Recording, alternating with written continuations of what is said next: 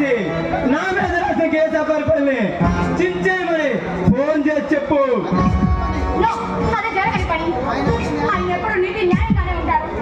న్యాయమో అన్యాయమో అని చూస్తూ కూర్చుంటే చేతికొచ్చిన పదవి కుర్చీ రెండు పోతాయి.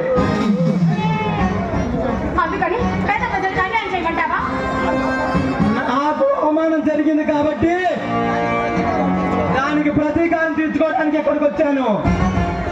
ఇప్పుడు నిన్ను చూడగానే నా మనసు నువ్వే కావాలని కోరుకుంటున్నాను. పల్లాని గడ్డ మీద మగ మాంసాలు పుట్టిన గడ్డరా ఇది. ఆయన నీలాంటి పాపాదులకు రోజుల దగ్గర పడి ఇలా మాట్లాడుతున్నారు. రాణి వారసులలో మాట్లాడుతున్నావు. అలా అయితే నిన్ను పట్టు పట్టాల్సిందే.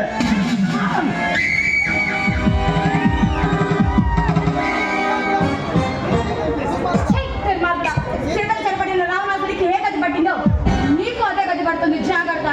చూడు శాంతి, శాంతి శివరాం అనేవన్నీ నాటకంలో డైలాగులు. ప్రతిరోజు ప్రతి హీరోయిన్ మా కొలతన కోట్ల ఇవే డైలాగులు చెబుతుంది. ఏమైనా కొత్తగా ఉంటే చెప్పు, వింటా. లేదా నీ శీలంతో రచ్చ చేస్తా.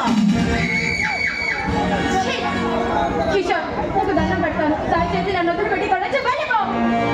అబ్బా, ఏ ఆలోచించే లాభం లేదు. మళ్ళీ మీరు ఆయన వచ్చారంటే మూడంతా పాడు చేస్తాడు.